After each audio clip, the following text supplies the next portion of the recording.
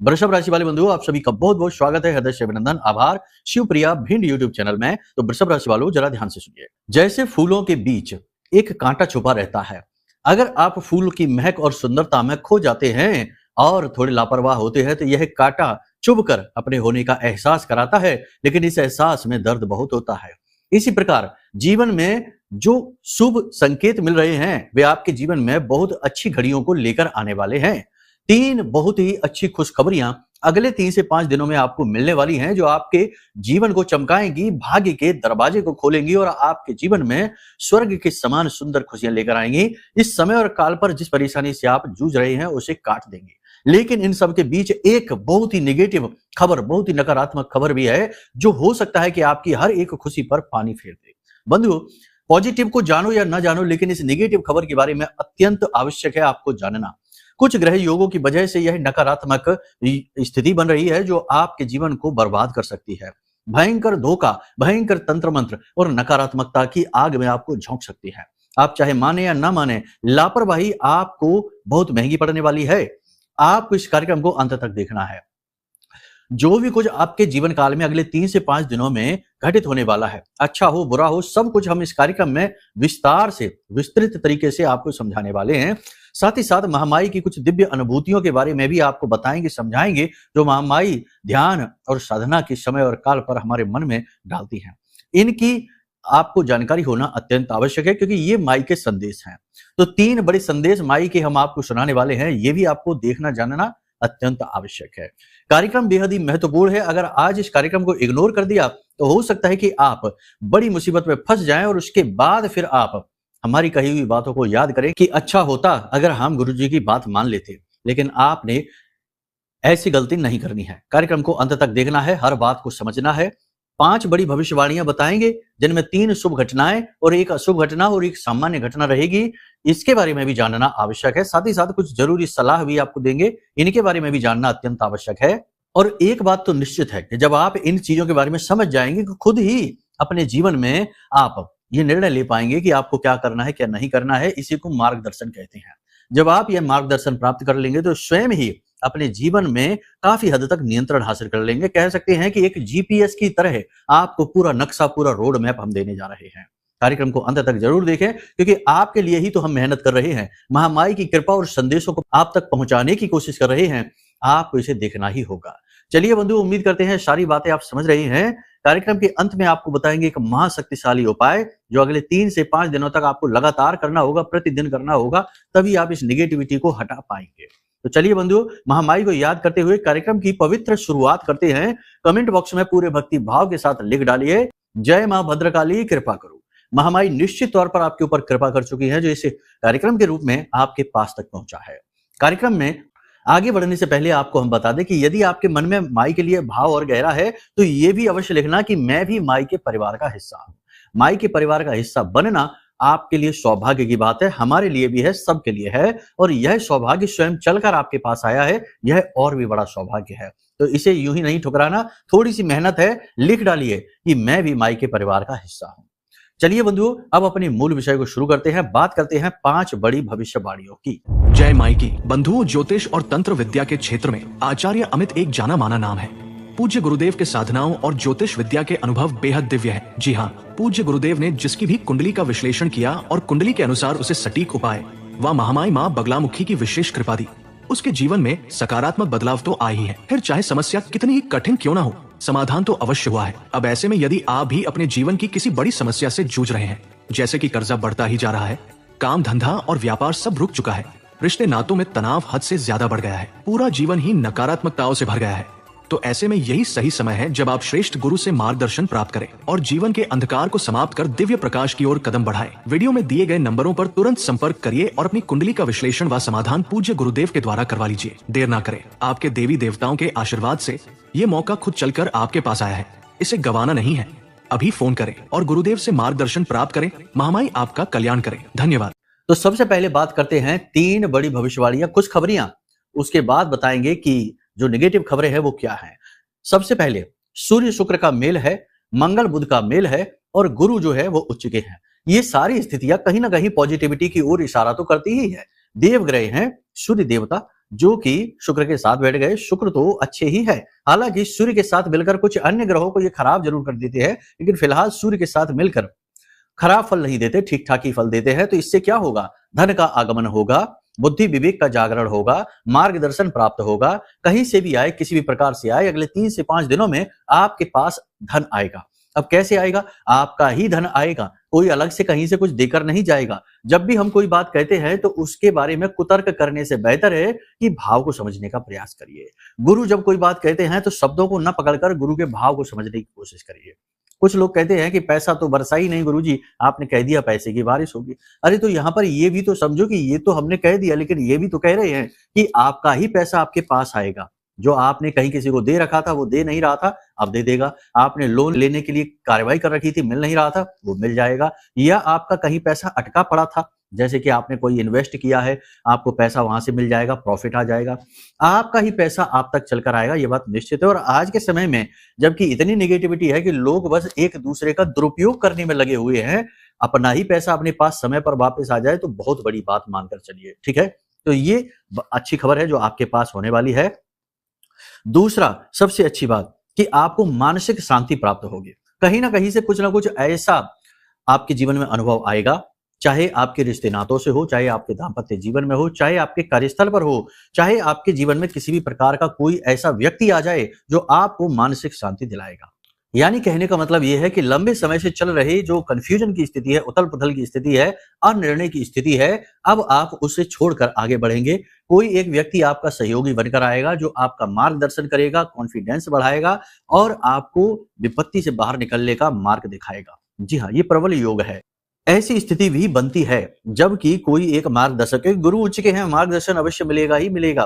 तो इसके लिए आप तैयारी कर लो। इसी के साथ साथ आपको सुरक्षा की भावना भी जागृत होगी। कहीं ना कहीं आपके मन में जो लंबे समय से अनजाना डर भय चला आ रहा है, कुछ गलत ना हो जाए, कुछ अनिष्ट ना हो जाए, भविष्य को लेकर नकारात्मक बातें मन में चल रही हैं, उन सबसे मुक्ति प्राप्त होगी। कहीं ना कहीं आपका आत्मविश्वास बढ़ेगा, कॉन्फिडेंस बढ़ेगा, आपके मन में सुरक्षा की भावना बढ़ेगी और हो सकता है कि कोई दिव्य शक्ति ही आपको कोई अनुभूति कराए, आपके पास होने का एहसास कराए सपने के माध्यम से, या फिर आप जब सो रहे हो ऐसी स्थिति में हो जिसमें हम तंद्रा की स्थिति कहते हैं। जैसे कि जब हम सोने जाते हैं तो सीधे हमें नींद नहीं आ जाती है। जागने और सोने के बीच में एक अवस्था होती है जिसमें हम सोए भी होते हैं और जागे भी होते हैं, इसे तंद्रावस्था कहते हैं। जब हम ध्यान करते हैं, मंत्र जाप करते हैं, तब भी यही अवस्था हमारी होती है। तो इस तंद्रा की अवस्था में आपको कोई नाम सुनाई दे सकता है, आपका ही नाम कोई ले सकता है, कोई देवी देवता या कोई शक्ति, आपकी सहायक शक्ति आपके कान में कुछ कह सकती है, तो इसका भी आपको आभास हो सकता है। कोई दिव्य पशु पक्षी आपके घर में आ सकता है, आपके घर के दरवाजे पर गाय आ सकती है, आप रोटी उसे खिलाएंगे। कोई बूढ़ी औरत भिखारी बनकर आपके दरवाजे पर आ सकती है, आपसे मदद मांगेगी, आप उसकी मदद जरूर कर देना। नीलकंठ का पक्षी आप देख सकते हैं, मोर के दर्शन आप कर सकते हैं और हंस के दर्शन भी आप कर सकते हैं। हाथी, बरगद और सफेद चूहे के दर्शन भी आप करेंगे। अगर आपको ये दर्शन हो जाते हैं तो समझ जाइए कि आपके पास जो शक्ति है वह शक्ति आपकी सहायता करना चाहती है। कहीं ना कहीं आपके पुण्य का जागरण हो रहा है। तो ये संकेत होते हैं। देखो, ईश्वर की जो भाषा होती है ना, वो हमारी जैसी शब्दमयी भाषा नहीं है। ईश्वर की भाषा सांकेतिक होती है और बुद्धिमान इंसान संकेतों को पकड़ता है। इसीलिए तो कहा गया है कि बुद्धिमान इंसान के लिए इशारा ही काफी होता है। कहावत है ये। तो ये कहावत क्यों बनी है? क्योंकि इशारा यानी संकेत वो ब्रह्म देता है। हमारे आसपास की जो एनर्जी है, जो ऊर्जाएं हैं, वो देती हैं। खराब एनर्जी हमें खराब संकेत देगी और जो अच्छी एनर्जी है, पॉजिटिव एनर्जी है, हमारे देवी देवता है, पुरखे पूर्वज है, वो हमें अच्छे संकेत देंगे। तो इन संकेतों को पकड़ना चाहिए। तो यही हम आपको बता रहे हैं। कुछ और अच्छे संकेत भी आपको दिखाई सुनाई दे सकते हैं, जैसे कि शाम के समय और सुबह के समय आपको मंदिर की घंटियों की आवाज सुनाई दे सकती है। खुशबू का एहसास हो सकता है, जबकि आसपास ना तो कोई धूप बत्ती, अगरबत्ती या खुशबूदार कोई पौधा, इत्र वगैरह होगा, तब भी खुशबू। ठीक इसके उलट भी हो सकता है कि आपको दुर्गंध जैसी भी आ सकती है। शक्ति जैसी भी होगी आपके आसपास, वो आपको एहसास कराएगी। नेगेटिव एनर्जी के नेगेटिव एहसास होंगे। फिलहाल इस बात की संभावना अधिक है कि आपको पॉजिटिव एहसास होंगे। ठीक है। बिगड़े काम आपके बनने शुरू हो जाएंगे। जिस कार्य में लंबे समय से रुकावटें थी, परेशानी थी, काम बन नहीं रहे थे, आप प्रयास कर करके थक हार रहे थे, वो काम आपके बनने लगेंगे। प्रमोशन नहीं हो रहा था तो प्रमोशन होने की संभावना बढ़ जाएगी, हो भी सकता है। नौकरी नहीं मिल रही थी तो नौकरी मिल जाएगी या उसकी प्रबल संभावना बन जाएगी।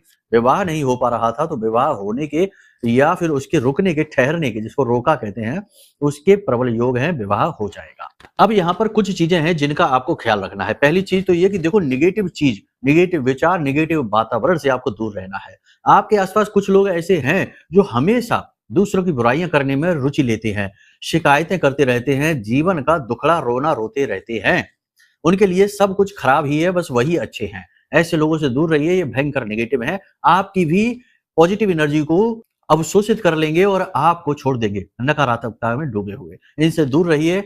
जो हमेशा मन में नेगेटिव विचार रखते हैं, बुरी भावनाएं रखते हैं, या कह सकते हैं कि मन के काले हैं, ऐसे लोगों से आप दूर रहिए। इसी के साथ साथ जहां पर वातावरण ही गलत है, जैसे कि आपको खुद को अनुभूति अच्छी नहीं होती, घर में भी ऐसा होता है, किसी विशेष जगह, किसी विशेष कोने में बैठकर आपको बहुत ही डिस्कम्फर्ट सा महसूस होता है, असहज महसूस होता है, ठीक नहीं लगता है, तो उस स्थान पर घर की नेगेटिव एनर्जी है, वहां से आप हट जाइए।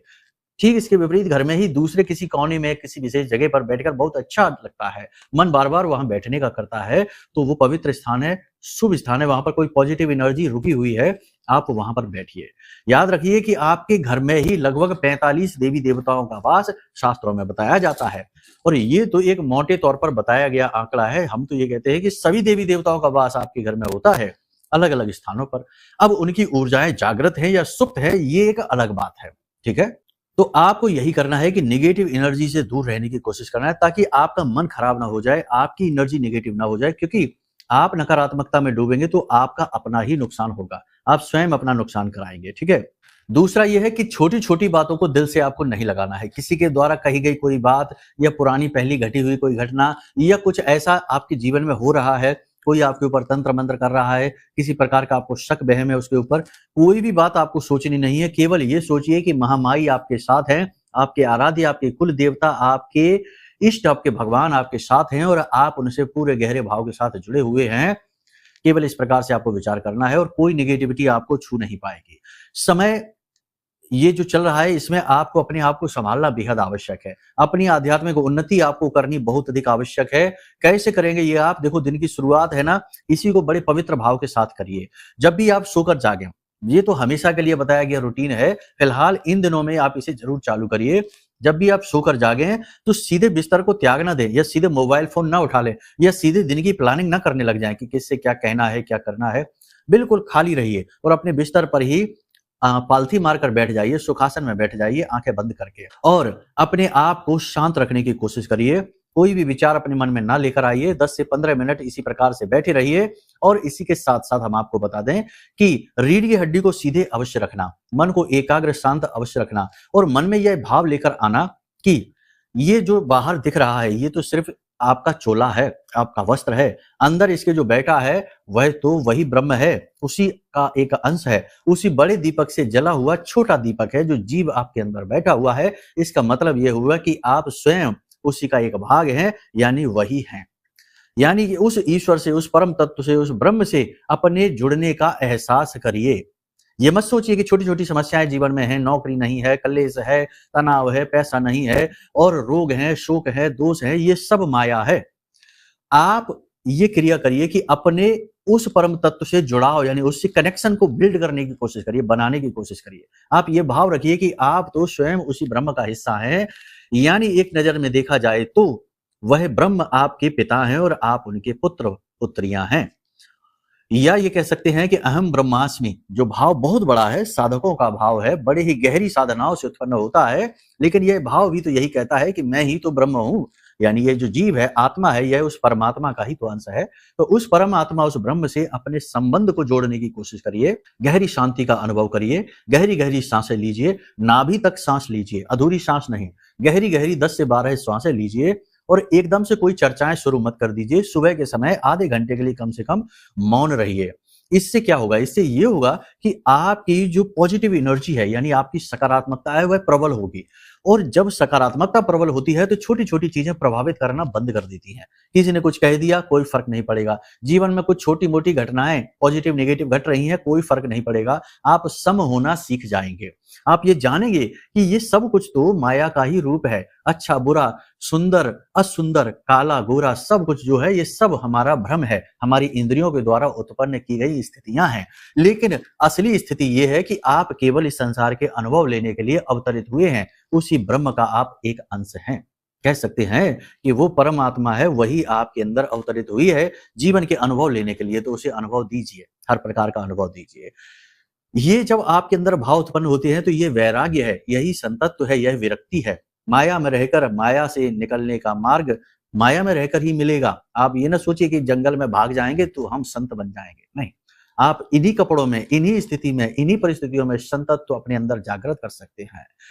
ठीक है, तो इस तरह की भावनाएं जब हम लेकर आते हैं तो इसे कहते हैं मैच्योर थिंकिंग, जो कि इंसान सम होना सीख जाता है, प्रभावित नहीं होता है, छोटी-छोटी चीज़ों से दुखी रोता नहीं है, परेशान नहीं होता है। तो जब ये स्थिति उसके अंदर जागृत होने लगती है तो वह चीज़ों को हैंडल करना सीखता है। उसकी पॉजिटिव एनर्जी इतनी मजबूत हो जाती है, इतनी ज़्यादा पावरफुल हो जाती है कि फिर छोटे-छोटे तंत्र-मंत्र, टोने-टोट के उसके ऊपर असर करना बंद कर देती है। नज़र लगनी बंद हो जाती है। वह खुद भी इतना गंभीर हो जाता है कि वह चीज़ों के महत्व को समझने लगता है। तो ये सारे भाव आपको और भी बहुत कुछ है। कहने को तो दिन भर इसी विषय पर बोला जा सकता है और आपको सुनने में भी रस आएगा और हमें बोलने में भी आनंद आएगा। लेकिन वीडियो में समय की सीमाएँ होती हैं। खैर यहाँ तक आपने समझ लिया। अब एक बात ध्यान से समझ लो, ये हम आपको सलाह दे रहे हैं, आपके गुरु, आपके भाई, आपके रिश्तेदार होने के नाते दे रहे हैं, क्योंकि महामाई ने हमें यही पद दिया है आपके लिए। ठीक है, तो ध्यान से सुनो। जब भी सूर्य और शुक्र कुंडली में मिलते हैं, राहु बद यानी खराब हो जाता है, बहुत ही बुरे फल देने वाला होता है। और राहु क्या करेगा? राहु बुरे फल देगा। तो राहु के 3-4 काम हैं, क्योंकि वह दुष्ट है, वह राक्षस है। ठीक है, तो वह क्या करेगा? वह 3-4 तरीके की घटनाएं कराएगा। पहला, किसी प्रकार का धोखा, आपके साथ किसी प्रकार का अचानक से धोखा हो सकता है। तो यहाँ पर आपको क्या करना है? अपने आप को और अलर्ट रखना है, जागरूक रखना है। तो देखो, सुबह से जब आप अपने आप को व्यवस्थित करेंगे तो दिन भर आप व्यवस्थित रहेंगे। और एक चीज याद रखना कि धोखा, जो भी घात, जो भी कहते हैं ना कि किसी के साथ में छल हो गया, ये केवल तभी होता है जब हम लापरवाह हो जाते हैं। और लापरवाह हम कब होते हैं? जब हम किसी पर भरोसा करने लगते हैं, बहुत ज्यादा भरोसा करने लगते हैं। और भरोसा हम करते हैं बिना सोचे समझे। लेकिन अगर हम अलर्ट हैं, जागरूक हैं, तो हम भरोसा करने से पहले थोड़ा-सा मन में शक रखेंगे, 1% ही सही, और सोचेंगे, और वहीं आप बच जाएँगे। तो आप कोई भी पेपर साइन करें, कोई भी डील करें, किसी से कोई किसी समझौता करे, कोई रिश्ता करें, कुछ भी करें, थोड़ा-सा अलर्ट रहिए और ज़्यादा खोजबीन करिए, ठीक है?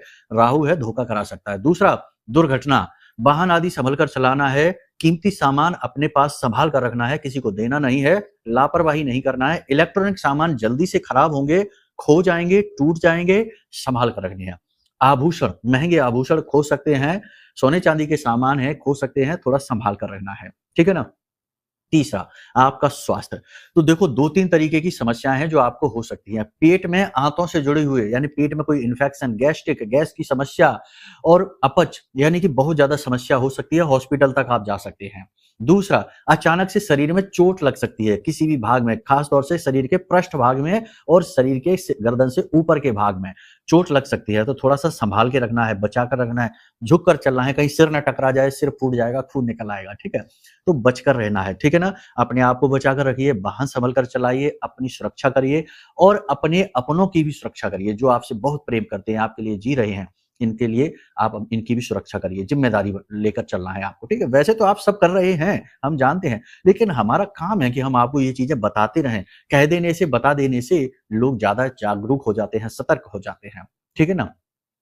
जीवन साथी की सेहत के प्रति थोड़ी-सी चिंताएँ रह सकती हैं, इसके लिए थोड़ा-सा आप है ना उपाय कर लेना। हम आपको एक उपाय भेजेंगे, वो उपाय आप कर लेना, अभी हम थोड़ी देर में बता रहे हैं, इसको आप कर लेना। साथ ही साथ आप हो सके तो प्रतिदिन मंदिर जाना और शुरू कर दीजिए। इससे क्या होता है, सूर्य-शुक्र मेल वैसे अच्छा होता भी है और नहीं भी होता, मिश्रित फल देता है। तो जब आप रोज़ मंदिर जाते हैं, तो मंदिर जाने से मंदिर की जो रज होती है, वह जब हमारे पैरों से लगती है, तो उससे 2 बातें होती हैं। एक तो भूमि चक्र जागृत होता है, नंगे पैर चलते हैं मंदिर में, तो भूमि चक्र जो हमारे पंजों में होता है, वो जागृत हो जाता है। और दूसरा ये होता है कि शुक्र जैसी भी स्थिति में होगा, चाहे जन्मपत्री में, चाहे आपकी गोचर में, किसी भी स्थिति में होगा, वह पॉजिटिव होना शुरू हो जाता है। तो ये काम आप ज़रूर करिए, मंदिर ज़रूर जाइए, दान दक्षिणा करिए, जितना कर सकते हैं उतना करिए। और सबसे बड़ी बात कि गाय को रोटी ज़रूर खिला दीजिए, ठीक है ना? ये काम आप जरूर कर लीजिए, इनसे आपकी बहुत बड़ी सुरक्षा हो जाएगी, राहु के फल कम हो जाएंगे। एक और बड़ी बात है, रामायण की कोई एक चौपाई पढ़ लीजिए, 2-4 चौपाइयां पढ़ लीजिए, या फिर आप चाहें तो श्रीमद् भागवतम के कुछ श्लोक पढ़ लीजिए। सच्चिदानंद रूपाय विश्वोत्पत्त्यादि हेतवे तापत्रय विनाशाय श्री कृष्णाय वयम नमः, ऐसा ये तो चलते फिरते श्लोक हैं, इनको आप पढ़ लीजिए। इनसे क्या होता है कि हमारा जो है ना गुरु कुंडली में कैसा भी हो वो बहुत शक्तिशाली हो जाता है। और ऐसा कहते हैं ज्योतिष में कि गुरु एक ऐसा ग्रह है जो सभी ग्रहों के दोषों को शांत कर देता है, क्योंकि वो गुरु है, देवताओं का भी गुरु है, ग्रह नक्षत्रों का भी गुरु है। ठीक है, तो इस तरीके से अब यहाँ पर भी कुतर्क नहीं करना कि शुक्र तो खुद ही राक्षसों का गुरु है, तो गुरु कैसे, वो सब बातें आप ना करिए। जो हम कहते हैं इन बातों को समझिए, इनसे जीवन का आपका आधार प्रबल होगा और जिस पर आप स्वयं अपनी मेहनत से अपने जीवन को फिर से पुनर्स्थापित कर पाएंगे। ठीक है, जो बातें हमने आपको बताई हैं ये गोचर के अनुसार हैं, लेकिन आपकी जन्म पत्री में ये बातें ठीक विपरीत हो सकती हैं। आप किसी बड़ी परेशानी में पड़ सकते हैं, या लंबे समय से जूझ रहे हैं, या आपको लग रहा है कि आगे कुछ है ही नहीं, जीवन में अंधकार ही अंधकार है, कोई आपको लगातार सता रहा है, धोखा दे रहा है, तो हो सकता है कि आपकी जन्म पत्री में कुछ पाप ग्रह योग बने हों। बहुत सारे होते हैं, बहुत लंबी लिस्ट है। तो किसी पाप ग्रह योग की वजह से हो सकता है कि किसी और के कर्मों का दंड आप भुगत रहे हो। शापित दोष होता है, जैसे पितृ दोष होता है, तो आपकी कोई गलती नहीं, तब भी आप सजा भुगतते हैं, दंड भुगतते हैं। तो इसके लिए आप अपनी कुंडली का आकलन करा लीजिए, नंबर वीडियो में दिया गया है। कुंडली के आकलन से आपके दोष पता लग जाएंगे, उनके निवारण के लिए सटीक उपाय आपको मिल जाएंगे। और इसी के साथ साथ में यह महारक्षक कवच है, जो कि महामाई के सबसे शक्तिशाली मंत्र 36 अक्षरी स्तंभन मंत्र से जागृत है, पूरी तरह से अभिमंत्रित है। इस महारक्षक कवच को भी आप जरूर मंगा लीजिए, यह आपका उद्धार कर देगा कैसी भी निगेटिविटी हो, क्योंकि जीवन में अगर दुख है तो कहीं ना कहीं निगेटिविटी ने तो आपको घेरा ही है। तो इसे क्षण भर में काट देने का कोई ना कोई मार्ग आपको चाहिए, नहीं तो कोई उपाय, क्रिया, पूजा पाठ, अनुष्ठान कुछ भी काम नहीं करेगा। यही तो होता है कि आप कहते हैं कि हम सब कुछ करते हैं तब भी कोई फल नहीं मिलता गुरुजी, तो ये इसीलिए है। तो आपको क्या करना है कि ये महारक्षक कवच भी मंगाना है, कुंडली भी करानी है। इसको पहुंचते ही इसकी जो विशेष क्रियाएं हैं वो आप चालू करेंगे और कवच धारण करेंगे, फिर आप कुंडली का आकलन करे हुए जो उपाय देंगे हम वो आप करेंगे। तो दोनों जब मिलकर कार्य करेंगे तो आपके जीवन में अचानक से ग्रोथ आएगी। 10 से 15 दिनों में ही आप बड़ा अद्भुत परिवर्तन अपने जीवन में महसूस करना शुरू कर देंगे। तो ये 2 काम आप जरूर कर लीजिए, इससे आपका ही भला हो जाएगा। ठीक है, छोटी छोटी दक्षिणाओं के साथ ये काम होते हैं। वीडियो में नंबर है, नंबरों पे फोन करके आप सारी जानकारी ले सकते हैं। अब बात करते हैं उपाय की। तो देखो, सबसे बड़ा उपाय है जो हम आपको पहले ही बता चुके कि मंदिर आप जरूर जाइए। दूसरा ये है कि जब भी कोई पवित्र चिन्ह आपको, जो हमने वीडियो में बताया है पीछे, कि कोई पवित्र संकेत आपको मिल जाए, एक ही संकेत मिल जाए, जरूरी नहीं कि सारे मिले। नीलकंठ के आपने दर्शन कर लिए, कहीं भी करें, फोटो में करें, टीवी में करें, मोबाइल में करें, खुद से ढूंढ के नहीं करना है, स्वयं होंगे। तो कोई शुभ संकेत आपको मिल जाए, जो हमने आपको 4-5 संकेत बताए हैं, तो उस शुभ संकेत को मिलते ही तुरंत आपको क्या करना है कि एक सफेद रंग का कपड़ा लेना है, कोई रूमाल आप ले सकते हैं, और उसमें बतासे भरने हैं और 1-2 सिक्के डाल देने हैं। ठीक है, सिक्के चलने वाले जो होते हैं ना, वैसे खोटा सिक्का नहीं, सिक्के डाल देने हैं। और इसकी पोटली बनानी है सफेद रंग के धागे से ही, और इसे अपने सिर से सीधा उसारना है 7 बार, उल्टा नहीं, सीधा सीधा उसारना है 7 बार, और इसे बहते हुए जल में प्रवाहित कर देना है, इस पोटली को। ये क्रिया आप जरूर कर लीजिए, इससे आपके ऊपर कोई भी निगेटिविटी हो वो समाप्त हो जाएगी, मां लक्ष्मी की कृपा आपको प्राप्त होगी, और आपका शुक्र प्रबल हो जाएगा और आपको धन लाभ कराएगा, सुख शांति आपके जीवन में लेकर आएगा। ठीक है, तो इन सारे कार्यों को समझ लिया आपने, इन्हें अपने जीवन में उतारिए। माई ने चाहा तो सब कुछ देखते देखते ही बदल जाएगा। बाकी आप कुंडली आकलन तो करा ही लो, ये तो बहुत महत्वपूर्ण कार्य है, बड़ी सलाह है, इसे तो मान ही लेना। ठीक है, चलिए बंधुओं, कार्यक्रम को यही विराम देते हैं। माई के प्रति अपना भाव जरूर बनाकर रखिए और सदा पॉजिटिव रहिए। सुख दुख जो भी है वे सब माया के भ्रम हैं, असली तो आनंद है जो ईश्वर की याद, उसकी खोज और उसकी उपलब्धि में है। ठीक है, तो बस इसी भाव के साथ प्रेम से बोलिए, जय माई की, जय मां बगलामुखी। हमारे प्रिय और परम पूज्य आचार्य जी ने अपनी साधनाओं के अनुभवों पर आधारित शक्तिशाली उपाय और क्रियाओं के माध्यम से हजारों लोगों के जीवन को पूरी तरह से बदला है।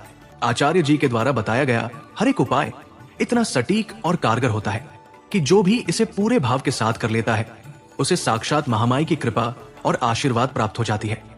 इसलिए निसंकोच इन उपायों को पूरे भाव के साथ करिए, आपका कल्याण होगा। जय माई की।